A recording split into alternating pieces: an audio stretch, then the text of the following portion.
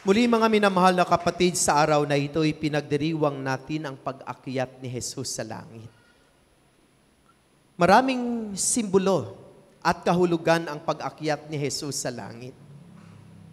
Ang kanyang pag-akyat sa langit ay tanda ng pagtatapos ng kanyang misyon sa mundong ito.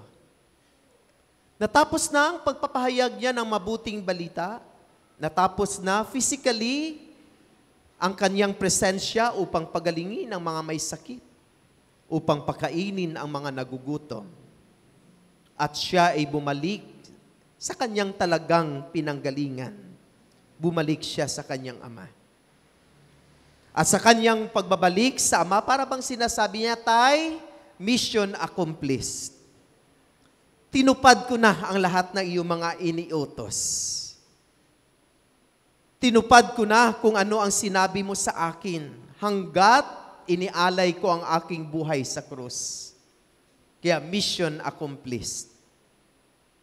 Kaya parang sumagot naman ang Diyos Ama, salamat anak, mission accomplished. Halika, lumuklok ka sa aking kanan. At ang pagluluklok, parang enthronement. Kapag nag-i-enthrone tayo, ano ang ginagawa natin? Tayo ay nagpaparangal.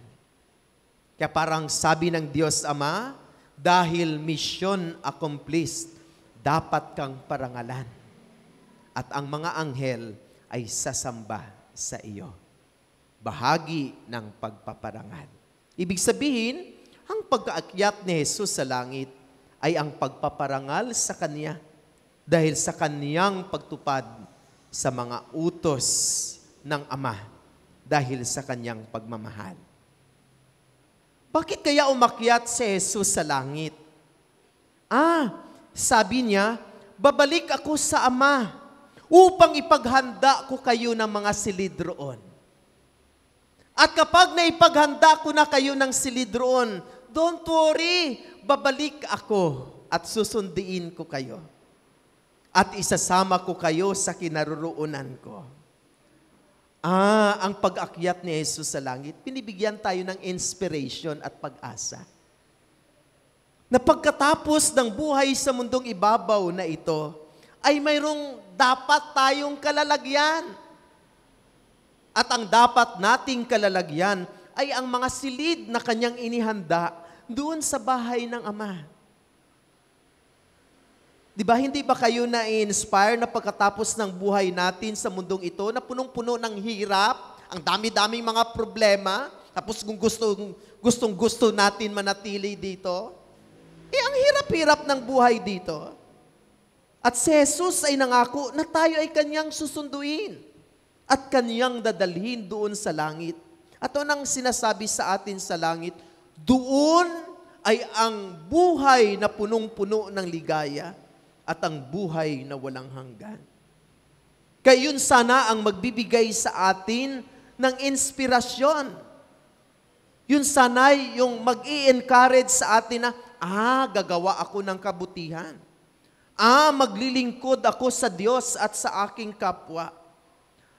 Tupdin ko ang kalooban at kagustuhan ng Diyos upang sa huling sandali ng aking buhay, pagkatapos ng buhay sa mundong ibabaw na ito, ay makarating ako sa nais na kalalagyan ko sa kaharian ng Diyos, ang masilid na inihanda ng Panginoon. Siguro hindi pa tapos ang masilid kasi hindi pa siya bumabalik Kasi sabi niya, kapag naipaghanda ko na kayo ng silid roon, babalik ako at isasama ko kayo. So siguro, kasi hindi pa siya bumabalik, siguro hindi pa tapos ang masilid roon. Ang dami-dami natin. Siguro patuloy pa rin siya naghahanda.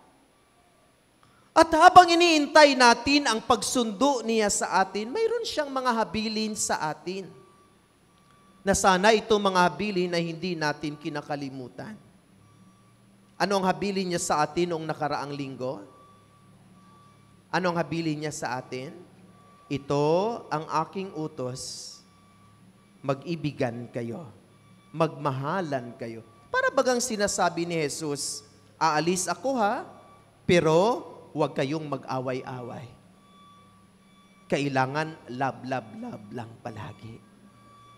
Oo, kung minsan hindi kayo magkakaunawaan, oo, kung minsan magsisigawan kayo, oo, kung minsan hindi kayo magkikibuan, oo, kung minsan sasama ang iyong loob, subalit ang maghari pa rin sana sa inyong kalooban at puso ay ang pagmamahal.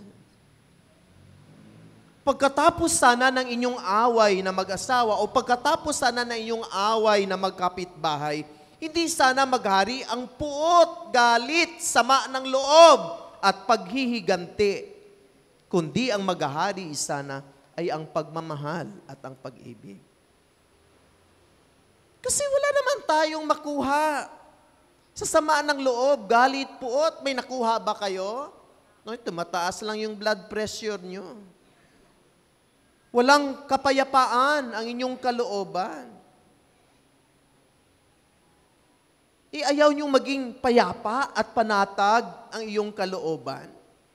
Kaya nga sabi ni Jesus, papahariin ang pag-ibig at pagmamahal. Kaya ito ang aking utos, magmahalan kayo gaya ng pag-ibig ko sa inyo. At kahapon, ano ang habiling ni Jesus sa ating ebanghelyo?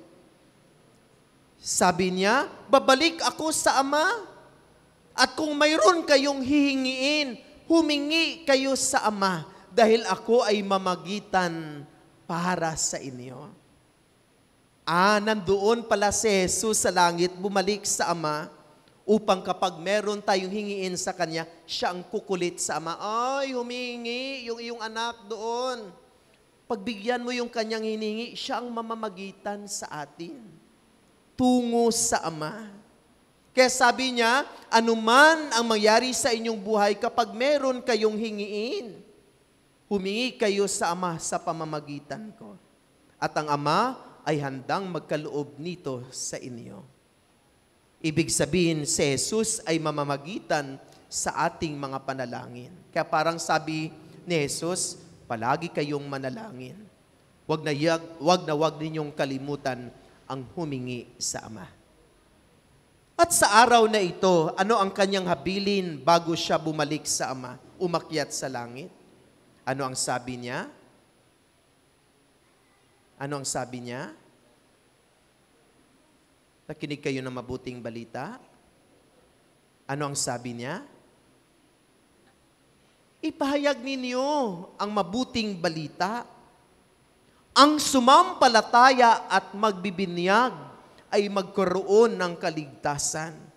Subalit ang hindi mananampalataya ay paparusahan. Kaya tayo ay inanyayahan na ipahayag natin ang mabuting balita sa ating kapwa at sa higit na nangangailangan. At ang pagpapahayag ng mabuting balita ay hindi lamang sa salita, kundi sa mga mabubuting gawa. Sa bawat mabubuting gawa ng may pagmamahal ay maari nating maipahayag ang mabuting balita. Halimbawa, binigyan mo ng 2 basong bigas ang iyong kapitbahay na walang masasaing, ay punong-puno siya ng pagpasalamat dahil naitawid ang pananghalian nila, lalong-lalo na ang kanyang nagugutom na anak. Naranasan nyo ba yung mga naghihingi, nangilimos, tapos binigyan mo siya ng 20 pesos na hindi niya ini-expect na magbigay ka ng 20 pesos na ganoon kalaki ang iyong ibinigay sa kanya? Ano ang nakikita mo sa kanyang mukha?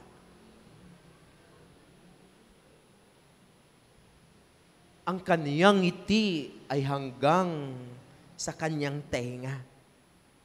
Sa pamamagitan ng 20 pesos na iyong binigay na hindi niya ini-expect, ay binigyan mo siya ng katuwaan at ligaya. Naging mabuting balita ka sa kanya. At sa araw na ito ay pinagdiriwang din natin ang World Communication Sunday. Na sana gamitin natin ang mabagong teknolohiya sa mabuting pakikipagtalastasan. Sana ang ating mga cellphone ay magiging instrumento ng pagpapahayag ng mabuting balita. Hindi chismis. hindi fake news. Hindi pagmumura sa ating kagalit at hindi pahayagan ng ating sama ng loob at mga problema sa ating pamayanan at sa ating tahanan. Sana ang ating mga cellphone ay magiging instrumento sa pagpapahayag ng pagmamahal at kagandahang loob ng Diyos. Tested and proven ko po iyan. Every day, nagsisend po ako sa 1,000 na mga tao kapag ako ay nagpi-prayer sa morning. Bahagi ng aking prayer ay nagsisend ako ng mga religious messages sa mga 1,000 na katao. At sa bawat araw-araw ay makatanggap ako ng pagsasabi, "Thank you, Father, for the good news that you bring." Biro mo, isang text lang ay nakapagpahayag ka ng mabuting balita. Pero din akong natouch, sabi niya, "Thank you, Father, you saved me for this day." Kasi noong naaraw na iyon, gusto niya nang magpakamatay. Subalit pinadalhan ko ng good news, ng message, na-touch ang kanyang puso. At sinabi niya, "Thank you for saving me." Sana ganun ang ating mga cellphone.